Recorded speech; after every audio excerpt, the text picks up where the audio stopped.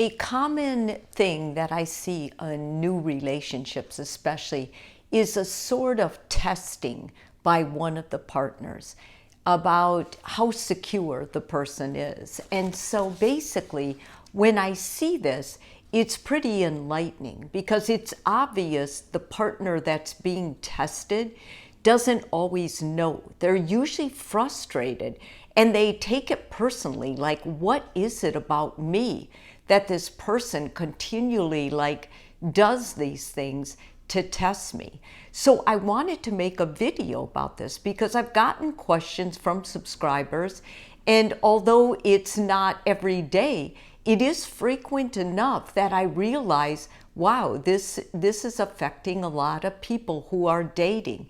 And I think maybe even more so now because there's so many ways someone can cheat when they're new into dating. They can, still be looking on apps. They can be looking on direct messaging. They can look at all these other different media sources. And so I understand why someone who is more likely to test, maybe has been hurt more in the past, would want this reassurance, like, I'm gonna test the waters before I go any further and get my heart broken with this person. I wanted to talk about the psychological drivers first. What makes someone test someone? Well, the first one is they have a history of a fear of abandonment.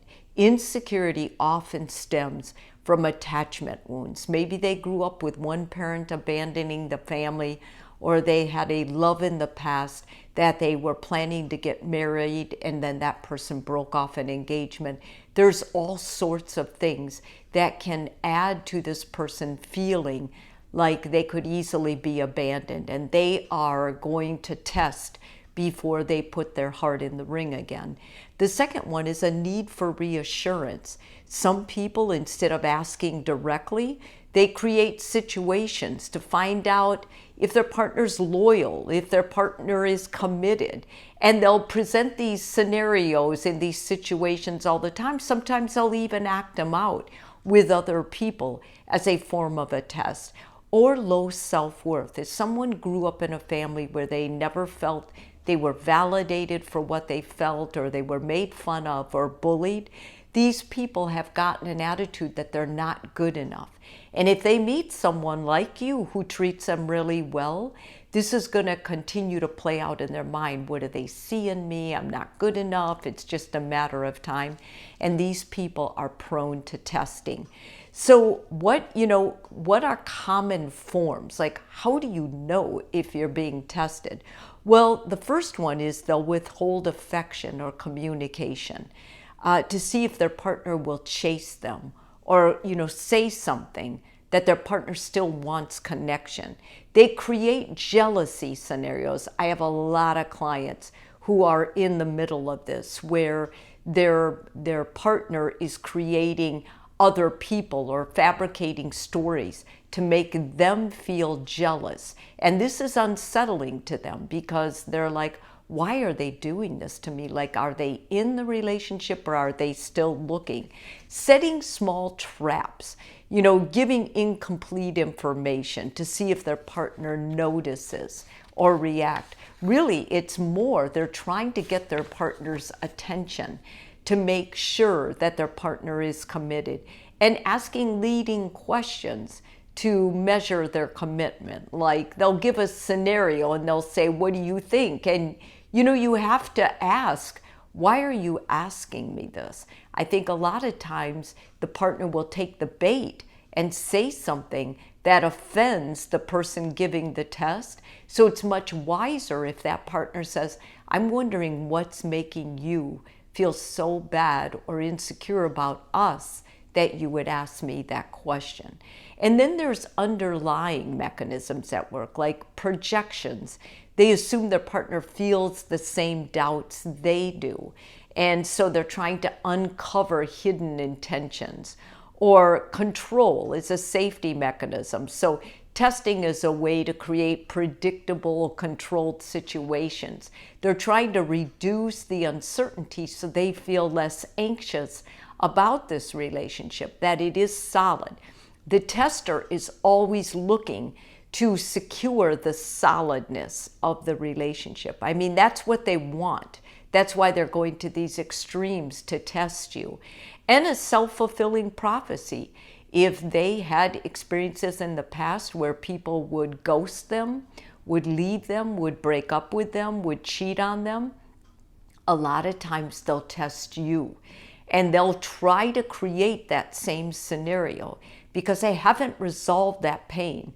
And rather than them really fully lock into you, they're going to test you first, because everybody, all of us, we don't want to get our heart broken. So if we think there's a way to avoid that by testing first, it makes sense. But most of us can get that through our communication style. But if you've been really hurt in the past, that may not be enough. So the possible origins of the behavior is, as I was kind of alluding to before, past relationship trauma. If they've been betrayed in the past, cheating, sudden breakups, that makes their heightened alert to test you.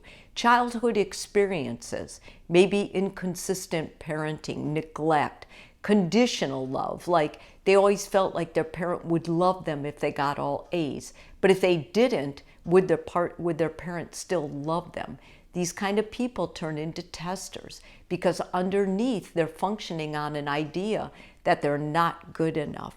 Unhealed attachment patterns. And this is where the abandonment issue comes up, especially if they've been anxious or preoccupied with the relationship. Then they may see, wow, this is really an important relationship for me. I have to make sure this time. I have to make sure so I don't get so hurt as I did last time. And that's why you'll see these intense tests, or they'll say something and then your answer will determine their whole mood for the day.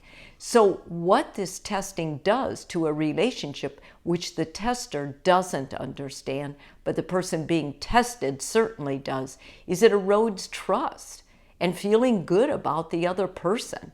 It creates unnecessary conflict or suspicion. If you're being tested all the time, after a while, you're going to think, why are they doing this? Like, I gave this person my word, that means something to me. But until they're sure of it in themselves and they feel confident in themselves with you, they're not sure of it. So they can assume things about you that aren't true. And it makes a relationship start feeling like a performance. Like, how good do I have to be so this person doesn't test me anymore?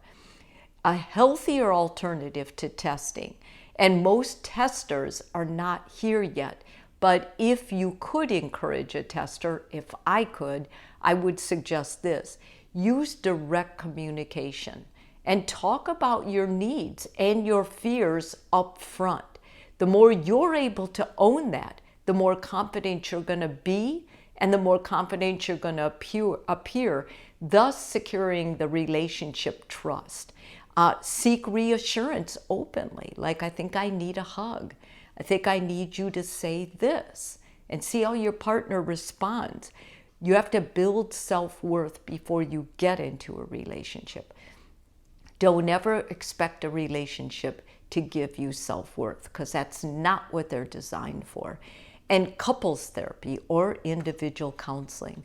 I think that if you notice your partner's testing you, what you should do is stay calm and don't react defensively.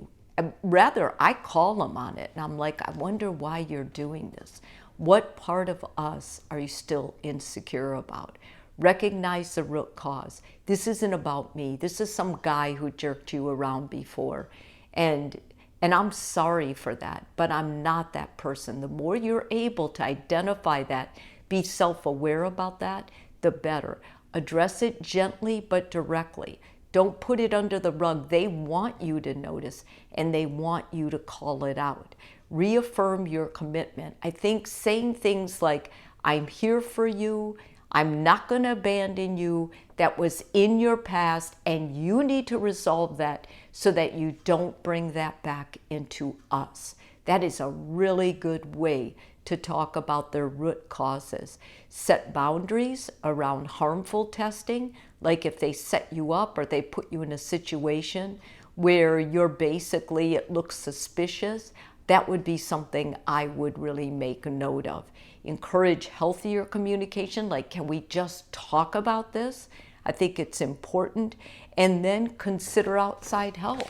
Say, you know what, this is going to hurt our relationship if we don't get counseling, so let's get counseling. The more you're on that page, the more stable you're going to help the relationship become. The more they'll see you're committed, the more likely they'll be less anxious and worried that you're going to flake out or ghost them. If this video is helpful for you, please subscribe. And if you're already a subscriber, thank you so much.